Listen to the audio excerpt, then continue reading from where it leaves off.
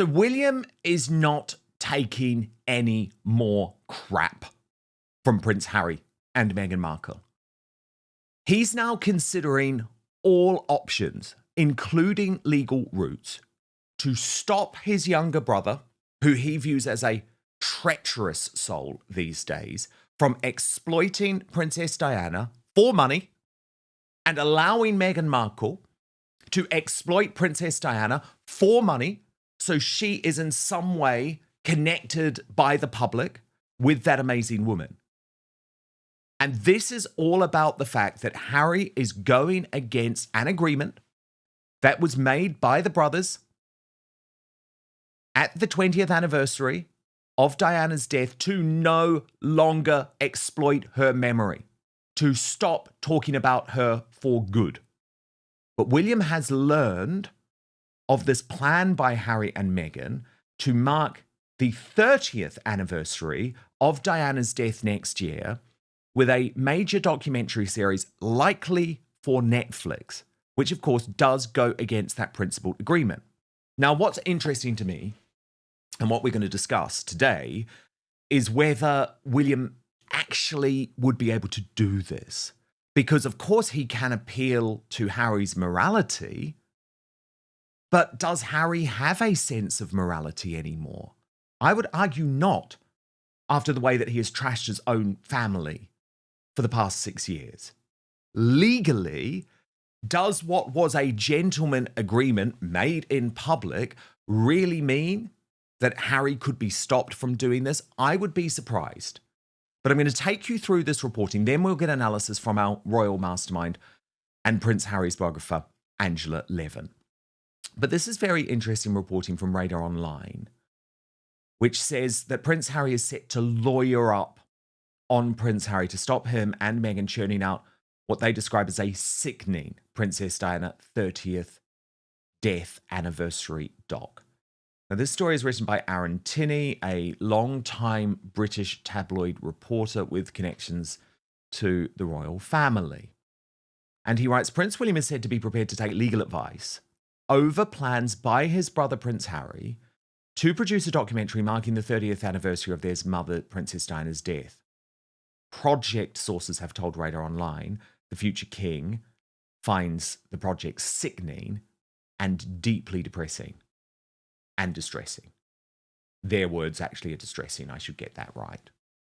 Harry and his wife Meghan are understood to be developing the Diana documentary project as part of their multi-million-dollar deal with the streaming service following their decision to step back from royal duties. Sources said the film would examine Diana's life, her treatment by the media and the monarchy, and the impact of her death on her sons. According to insiders, the prospect of revisiting Diana's story in a commercial production has reopened old wounds between the brothers. But one source said Harry, I would argue Meghan, is determined to proceed. Harry is utterly convinced that commemorating his mother is something he has an inherent right to do as her son. In his mind, Diana's memory is not the property of the institution or something that requires his brother's consent. He strongly resists the idea that the palace or anyone else should have the authority to decide how her life is remembered or presented. The source added William's growing anger over the prospect of the film being in planning has been intensified by Markle's role behind the scenes. And that's interesting to me, because I think William would concede that Harry at least has a right to talk about their mother. But for William, the idea that Meghan is going to keep trying to piggyback on Diana, which is something that she has done now for some time, is of course going to be disturbing. And the source added, what has struck a nerve for William is the extent of Meghan's role in the project. He feels that allowing her to influence or derive any benefit from Diana's legacy crosses a deeply personal boundary, and he experiences it as a betrayal of his mother rather than a tribute. And I think it is. Because what you've seen from Harry and Meghan is that they have tried to exploit Diana's memory to back up their bid for the destruction of the British royal family. And I repeat, for those of you who believe Harry's narrative, that Diana was highly critical of her husband, King Charles, and yes, publicly made clear that she believed he should never take the throne because he was going to marry this divorcee in Camilla, and that the crown should pass directly to William. But did she ever try and destroy the British monarchy? Absolutely not. Quite the opposite. Another insider said Harry's motivations stem from long-held grievances. Harry has long felt that his mother's life and death have been poorly handled by those meant to protect her. He believes that at critical moments when Diana needed empathy and support, the institution failed to provide it. As a result, he does not see the monarchy as a credible custodian of her legacy and is adamant that her story should be told outside palace structures. Well, you can understand that that is how Harry is going to feel, right? And that's probably where William does have some agreement with Harry. Certainly, they both ask questions about the circumstances relating to her death. But what this article misses is the fact that that's the reason William and Harry produced these two landmark documentaries, one for the BBC, one for ITV, for the 20th anniversary, because that was their option of actually preserving her legacy. That was how they chose to do it. And so to say now that in some way that 20th anniversary documentary was hijacked by the palace is just wrong. They've already done it. Harry is doing this for money. Meghan is doing this for money and clout. We are on a mission to 700,000 subscribers. So I need you to do something for me right now. It is free. It is easy. It is simple. Just hit that subscribe button on YouTube. That's because over 50% of you watching this video haven't done that yet. And it is the best way to support Outspoken. We're totally independent, by the way. No big tech backing, no billionaires pulling the strings. And if you turn on the bell, you'll get alerted to all our new videos. Radar Online goes on to report that that position places Harry directly at odds with William. Sources said the Prince of Wales views the project as exploitative. Well, it clearly is. From William's point of view, this crosses a line that none of their past disputes ever approached. He feels that transforming his mother's life into marketable content is deeply distasteful, and he firmly believes Diana herself would have been appalled by the idea of her story being repackaged for profit, especially by a global streaming platform. The involvement of Netflix has further inflamed tension, and this is where things get interesting, because of course the company also produced The Crown, a dramatization of royal history that William is widely reported to dislike. Netflix is a huge trigger for William, a source said. He has never hidden his anger about The Crown, and this feels like reopening a fight he thought should be over. And just a reminder, of course, that when it comes to The Crown, William was particularly disgusted by the fact that not only did they recreate the death scene, they stored a smashed up version of the car, they made their mum come back to life, they were really creepy in terms of the presentation of Carol Middleton in the drama to suggest that she in some way had conspired with Catherine in order to meet William. So there's a whole load that William doesn't like about The Crown. But I think he doesn't disagree that, of course, a private company can do whatever they want.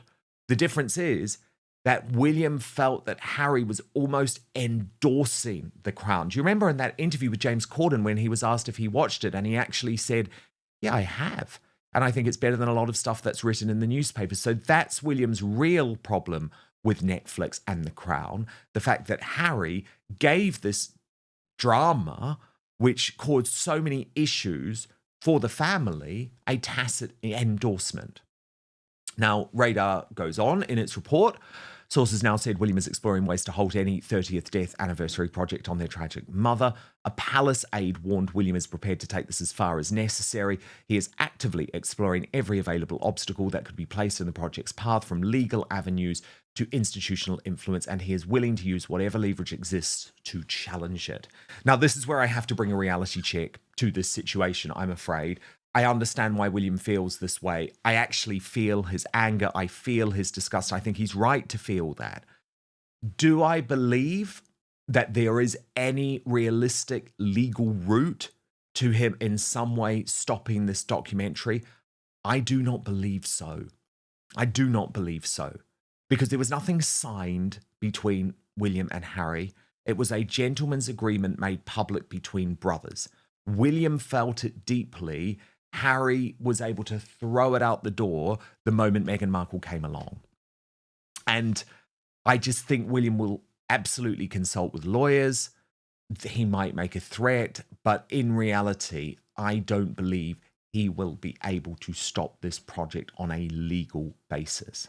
But Angela Levin, that doesn't make it morally right, because of course, what we know is that Harry absolutely was in lockstep with William, that after the 20th anniversary, after these two landmark documentaries for the BBC and ITV, that would be it in terms of big media around anniversaries of Diana's death. That was a decision they made as brothers. And I think by going against this decision, William has every right to feel betrayed by Harry. I think that is absolutely fair. I just doubt that he will actually be able to stop this. Am I wrong? Well, I'm not a lawyer, so I've got no idea about that. But he is the heir to the throne, and I don't think that there are many companies that really want him to be absolutely disgusted by them. I don't think that's a good idea for anybody. And I would hope that if he couldn't do it via legal things, that actually to be very, very sure how you could actually affect something like that, that someone would not want to have that for the heir to the throne, or even next year. I hope not, but you never know. But Harry has no shame about this stuff, Angela, does he? No, but the company that's doing it might not want to do that, because it would be very difficult for them should they want to do anything else. If they wanted to come to anything that he was at. Okay, so this is a really interesting point, Angela. William, so what you're saying is William could effectively appeal directly to Netflix or whatever streaming giant was going to take this on. The slight problem with that, of course, is that now that there's a first look arrangement in place rather than an exclusive deal, Harry and Meghan, if Netflix turned it down, could offer it up to Apple TV or Amazon. But it is an interesting point, because Netflix has gone into business with Idris Elba and King Charles on this new documentary. And you're right, they might not want to rule out future projects with William and Catherine. So you're saying perhaps the warning could be made directly to Netflix. I hadn't thought of that. I'm sure about that. And the other thing is that there are excuses why Meghan can't do that, because she's shown very much that she doesn't like the royals, and she's looking after this. She can't do what's going to be necessary in such a big film. And I think you can say that she's going in with a wrong attitude because she doesn't like the royal family. And you can go through several hundred things of how she's been about the royal family, that she's going in with a very different decision of how she's going to show it. She's going to show it about the family that is going to be disgusting. She's going to say it about nobody looking after her or saying, how are you, like you just mentioned before.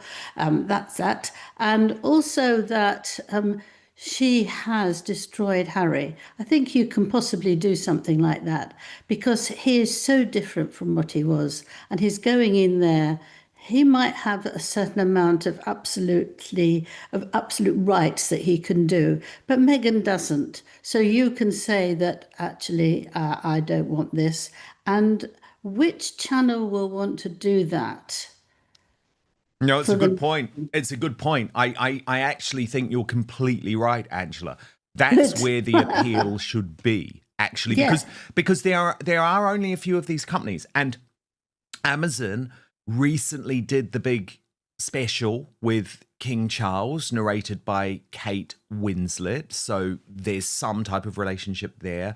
Apple TV did the documentary, with Prince William and Eugene Levy, the star of Schitt's Creek. So maybe there is a chance there, actually, although the view from Hollywood insiders, Angela, has always been it would just be irresistible to Netflix. The idea of a Diana documentary with Harry involved would be irresistible. I've got something else possible.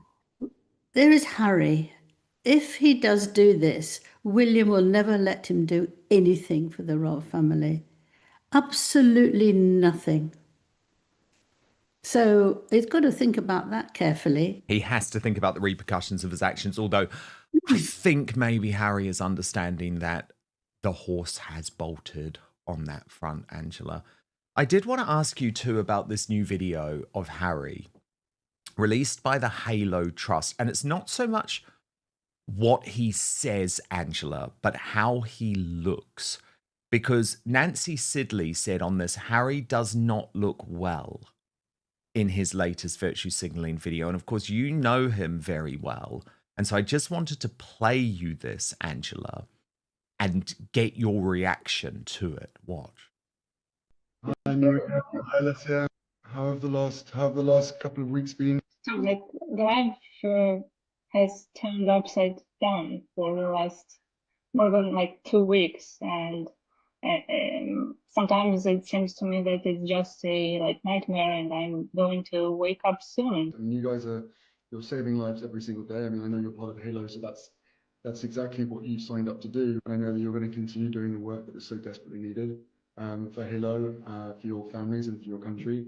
How can we help? How can people help? What is the best way for people to help? Because there are so many people watching on feeling completely helpless. Spreading the safety messages will help. The more people see them, the more people stay safe. You can donate to help our organization as well. That's also absolutely possible. Thank you for being so brave and being so amazing, and well done. It's the least we can do. Thank you. Keep doing it. Keep doing what you're doing. Keep saving lives. So, Angela, I mean, of course, it's a very important cause, but do you agree with Nancy Sidley saying that Harry doesn't look well? He looks extremely ill, doesn't he?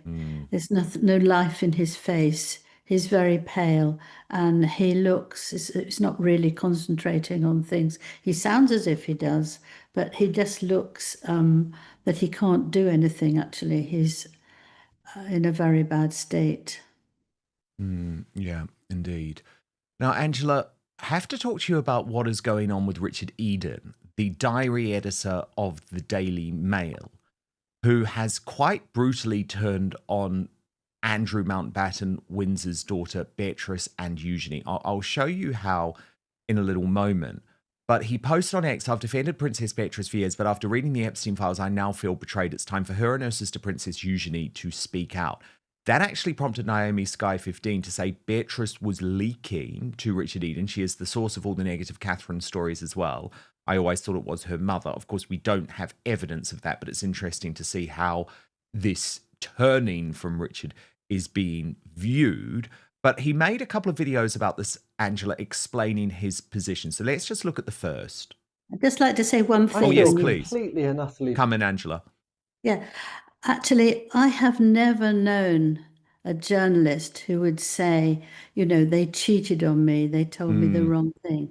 I mean, when you're a journalist, you talk to the person. If you feel that they're going to do that, you don't do it, you don't write it. So he's actually saying she's absolutely messed me up because I trusted her.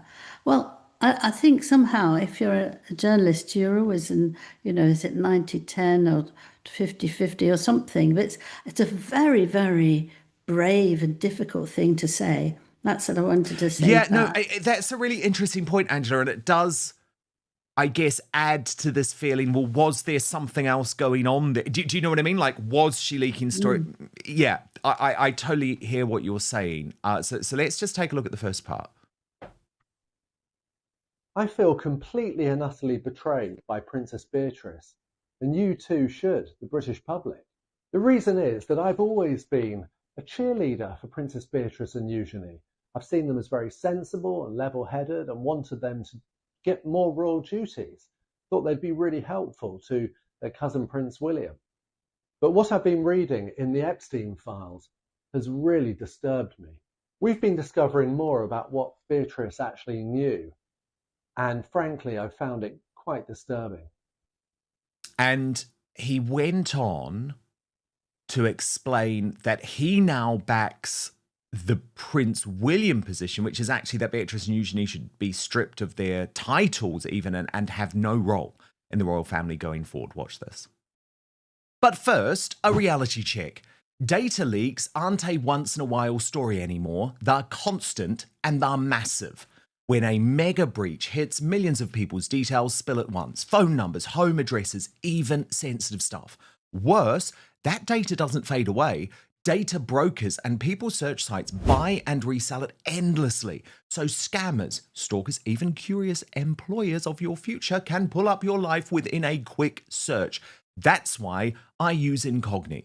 In a murky industry, Incogni is the proof-driven service independently verified by Deloitte to request removals from hundreds of broker sites and private databases, follow up repeatedly, and log the confirmations as they come in. Here's how simple it is. Create your account and share only what's needed to find your exposed profiles. Authorize Incogni once, just once, to act on your behalf. They start the takedowns and keep chasing so your data doesn't creep back online ever. And the power feature custom removals on the unlimited plan if you spot your info anywhere, so court portals, company directories, people search pages, drop that exact link into your dashboard. Incogni's privacy team then takes it on beyond the automated list. Unlimited links handled by specialists. It's low effort, it's effective, and it gives you real peace of mind. They can't target you if they can't find you. So don't wait for the next breach. Head to incogni.com/outspoken right now and get 60% off an annual plan. That's incogni.com/outspoken. Protect yourself, your family, and your future. But now, back to the show. First, we found out that Beatrice and Eugenie went to Florida to visit Epstein within a week of his release from prison for sex offences. It's clear that they knew what he'd been in prison for, and they accepted that. But this week, we found out even more detail, which was that Beatrice discussed with her mother how to deal with the press and their reports about Epstein. And Beatrice was advising her mother that they need to say that Epstein had put it all in the past and he shouldn't be condemned for the sins of the past. Well, this completely contradicts everything we've been told before. Before we were told that Prince Andrew and Sarah Ferguson, that they only dealt with Epstein after his release from prison to tell him that they would never speak to him again. Well, now that we know that they lied, and we know that Beatrice colluded with them in that lie. Beatrice was 22 by this point. Should she be held responsible for her actions? I mean, Angela, I actually do agree with the thrust of his argument. I've said for some time this idea that Beatrice and Eugenie were just totally innocent parties in this. I don't personally agree with that because of their age. But I also understand it's difficult given it's their parents. Yes, I mean, it's very hard to say if you have parents who behave like that, whose sexual behavior is just disgusting. What do you do? I mean, I think I'd walk out, but that's me. I'm a walk out sort of a person.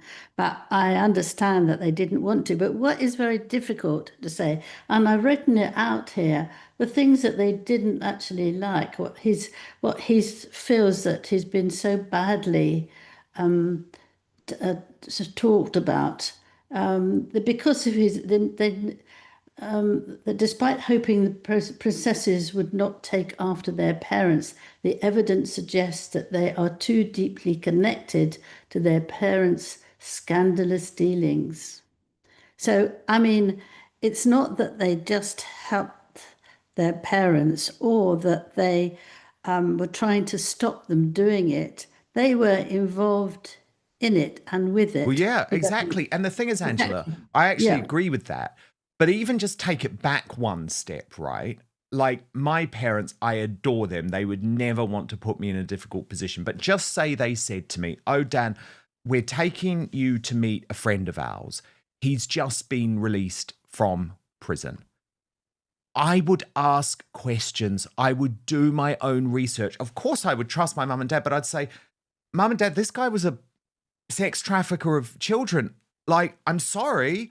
I'm not coming with you." It's very obvious that you can do that.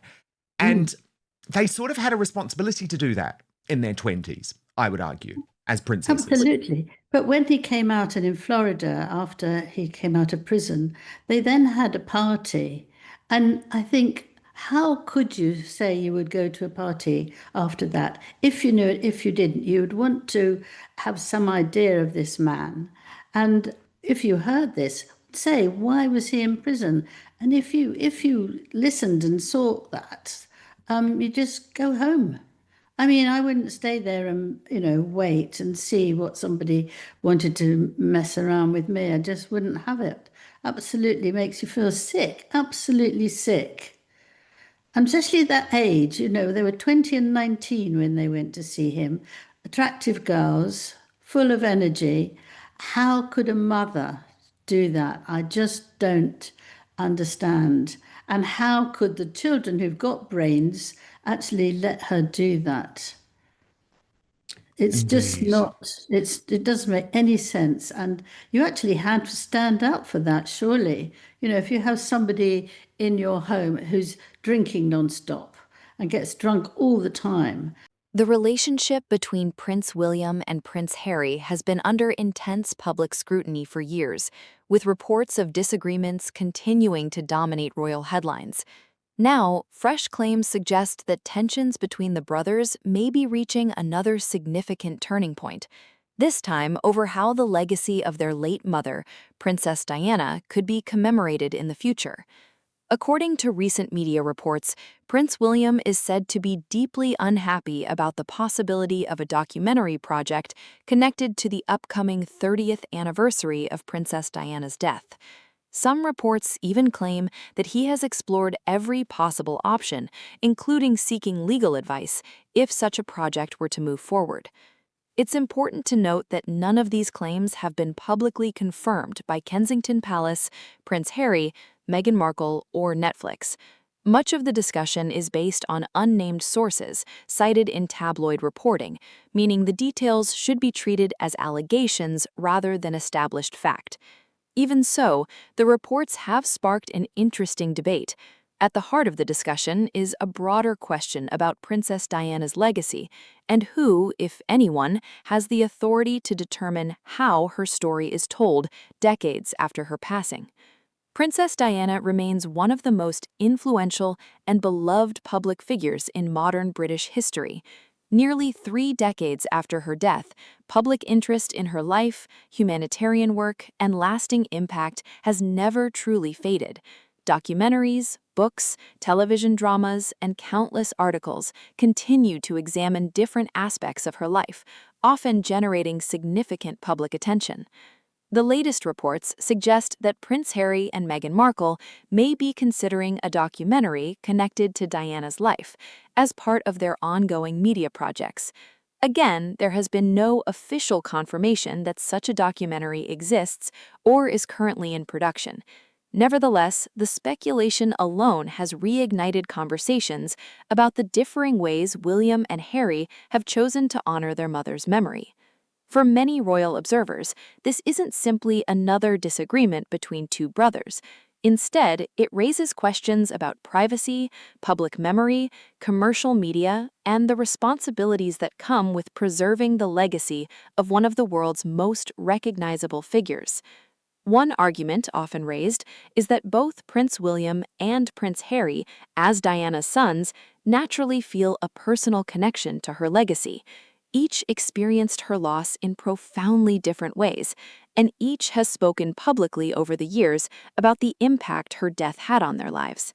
At the same time, commentators have pointed out that the brothers have approached public discussions about their mother differently. William has generally maintained a more private approach, while Harry has spoken at greater length about Diana in interviews, documentaries, his memoir, and public appearances. Whether one approach is better than the other is ultimately a matter of opinion, but the contrast has become increasingly noticeable as their relationship has evolved in recent years.